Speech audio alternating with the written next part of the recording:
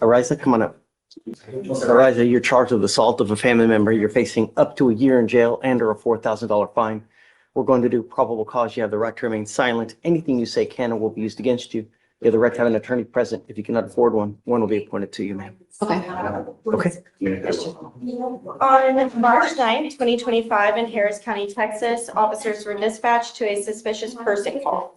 Officer met with the witness who stated that the defendant was looking for her children and was at a nearby residence. The officer then made contact with the complainant at the residence, who stated the defendant had been intoxicated at a family gathering earlier, and they began to argue at home before the defendant assaulted the complainant. The defendant admitted to striking the complainant with the television. The officer noted the complainant to be bleeding from his face. The complainant is her ex-husband. Okay. Ma'am, I'm going to find that there's probable cause to go forward with the case. I'm ordering you now as a condition of your bond not to consume alcohol, illegal drugs, unprescribed controlled medication. I'm going to randomly test you. If I find that you're consuming alcohol or illegal drugs, I will revoke your bond, put you in jail. No more PR bonds. Okay. Do you understand? Yes, sir. I'm also ordering you as a condition of your bond not to have any contact with this complaining witness and not to be in possession of any weapons. Do you see a protective order that has been issued in this? It needs to be, outside. Okay, ma'am, I'm issuing now what's called a magistrate's order for emergency protection that identifies Mr. Roberto Baron as a protected individual. You cannot commit family violence or an assault against this person. Commit an act in furtherance of an offense under section 42.072 of the Texas Penal Code, which is the stalking statute. Stalk, threaten, harass, use another person to communicate a threat or harassing behavior. You cannot be in possession of a weapon or go within 200 feet of where he lives or where he works. Do you understand? Yes. Judge hits hard. Assault charges meet courtroom reality. A violation of protective order, that is one of the worst cases you can pick up. Just don't have any contact. Don't use alcohol, any dope. You'll be fine. Okay. Just, I'm going to protect my city at all costs. And if that means putting you in, I'm going to do it in a heartbeat. Okay. Now, do you have the ability to hire a lawyer, ma'am? No.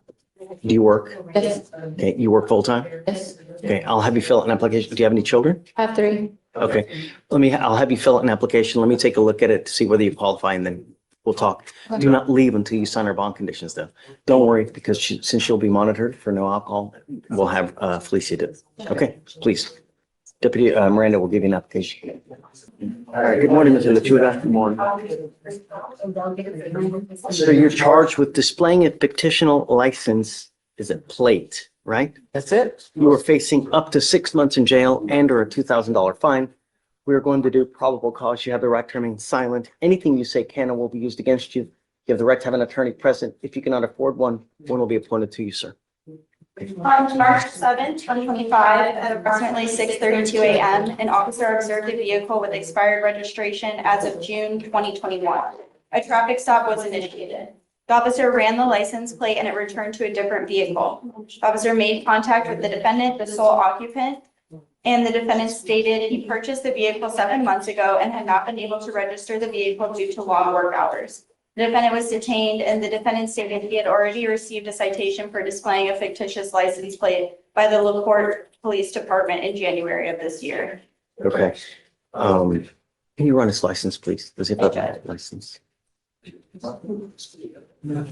Lechuga, I'm going to find that there's sufficient probable cause to go forward with your case. I am placing conditions on your bond now that you are not allowed to drive unless you have a valid Texas driver license and liability insurance in your name, car insurance. God forbid you get into an accident and you maim someone and they come after you and sue you for $50,000. You got to hire a lawyer. You'll never crawl out of that hole. That's why you get car insurance, because they're not on purpose, or accidents for a reason. When you have insurance, they represent you. They'll get a lawyer for you. That's why you need it. If you don't have it, don't drive. Do you understand? His driver's license is eligible. Okay. So as long as you have those two, you may continue to drive. Because you have a lawyer, I will waive your appearance so you don't have to waste your time coming to court, but you must stay in touch with Casanova and Mish. They'll tell you if and when you have to come back to court. She tells you that you pick up a new case, you start acting a fool in the free world, I will take it away from you. All right, I'll have you sign a resale with Victoria and then we'll get you out of here. Thank you. You are on bond for an assault case that have taken off on us at least 3 different times, and now you've picked up a new case. You were charged with failure to identify oneself while being a fugitive from justice. On that case, you're now facing a year in jail and or a $4,000 fine. We're going to do probable cause. You have the right to remain silent. Anything you say can or will be used against you, sir. On March 7, 2025, at approximately 4:44 p.m., an officer observed a vehicle with expired registration as of December 2024. A traffic stop was initiated. The officer made contact with the defendant, the driver, advised he did not have any form of ID on his person, and provided his name as Daniel Escamilla, date of birth, April 24th, 1998. The officer did a search and saw the defendant did not resemble the Texas driver's license that came up for Daniel Escamilla. The officer got a hit for David Escamilla, the defendant's real name, and saw there was an outstanding warrant. The Texas driver's license photo for David Escamilla resembled Bond conditions aren't suggestions. Smiths up. You're back in jail. and confirmed that the defendant was David Escamilla. The defendant admitted to providing the officer with his twin brother's information instead of his own due to the open warrant. Do you see if he has a license? Can you check, please? Yeah, this is ineligible, Judge. Okay, Mr. Escamilla, I'm going to have you sign an affidavit with me today. I don't give a rat's behind what is going on in your life. If you don't have a Texas driver license and liability insurance, you are not to drive. And if I find that you do, I can have a contempt hearing. You can be facing an additional 6 months in jail and a $500 fine every time you get into a car. Do you understand? Yes, sir. You have a lawyer, Mr. Escamilla. No, sir. I'm going to appoint you a lawyer today. Your case, your assault case is 1,000 days old. We are going to figure out what happens with this case today. Can you appoint him a lawyer, please? If this case gets reset today, you will get an ankle monitor, and I'm going to send you for a drug test right now. I want to ensure that you're not using anything as well. You know what? Let's just do that now. Police, if you can send him, please. If you fail to take the test, if you fail to come back, I'm going to make your bond so high you'll have hair falling out. Do you understand? Yes, sir. The next time you take off on me and fail to come to court, so help me on those bonds. Do you understand? Yes. Take a seat for me. Joseph Martin? Yes, sir. So, Mr. Martin, you have a total of 4 open cases. You're charged with 4 counts of assault. We're going to do probable cause. You have the right to remain silent. Anything you say can and will be used against you. You have the right to have an attorney present. If you cannot afford one will be appointed to you, sir. On March 8, 2025, officers were dispatched to 4527 Perry Street in Houston, Texas, in Harris County regarding an assault. The complainant, Hayes, stated that she was in a verbal argument with the defendant, and that led to her being pushed by the defendant. Complainant Hayes said that she hurt her hand due to being pushed into a car with the defendant and that she felt pain. The complainant, McDaniel, then stated that she confronted the defendant to see if her friend getting assaulted by the defendant. The defendant then started swinging and struck the back of Daniel's head, and that complainant felt pain as well. Complainant Powell then stated that she was assaulted by the defendant due to also trying to defend her friend, complainant Hayes.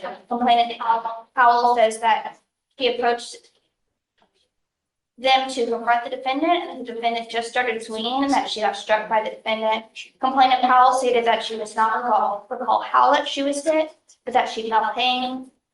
Complainant Martin stated that she knows the defendant from school and they both attend TSU. The complainant Martin stated that she was trying to calm the defendant down but does not remember the physical assault due to her being knocked out unconscious by the defendant. Complainant Martin felt pain.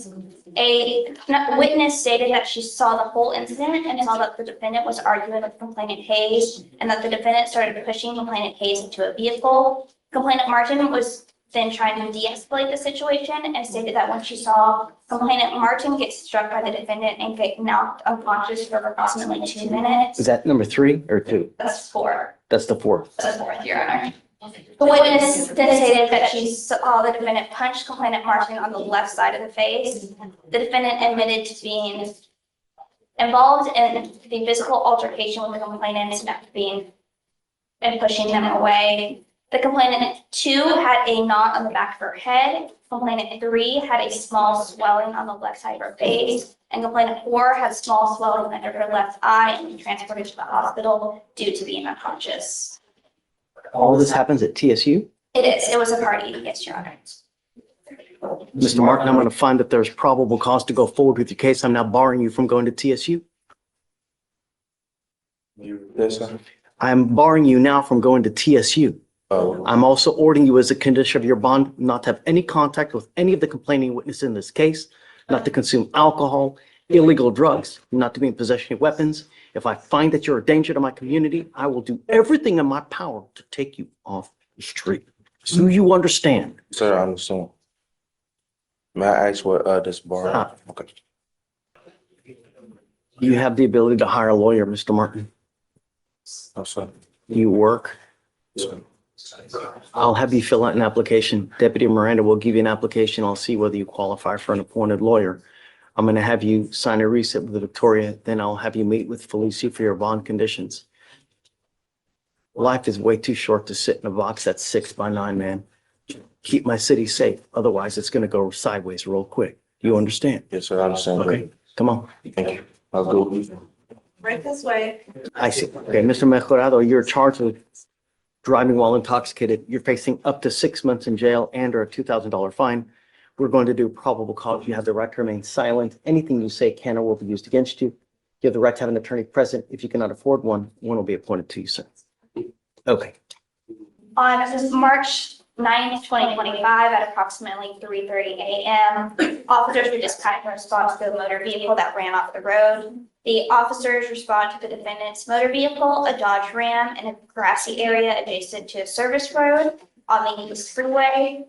Service road, in Harris County, Texas. The officer observed the defendant and walked over to the defendant walked over and advised that he was leaving the parking lot and lost control of the motor vehicle when he drove through the puddle of water. The defendant's motor vehicle left the road and got stuck in the mud. The defendant stated his friends were there helping him pull the motor vehicle from the mud.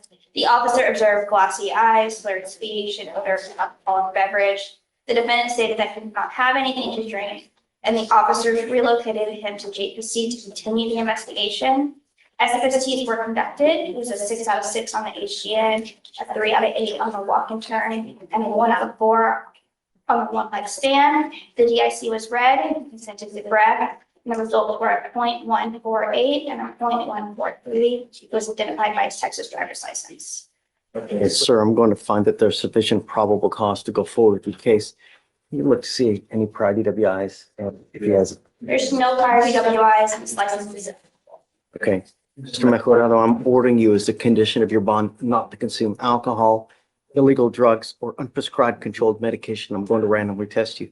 If I find that you're using, I will revoke your bond, put you in jail. No more PR bonds. You are not allowed to drive unless you have a valid Texas driver license and liability insurance in your name. Likewise, if I find that you're driving without insurance, your bond will be revoked. You will go into custody. You understand? Sir.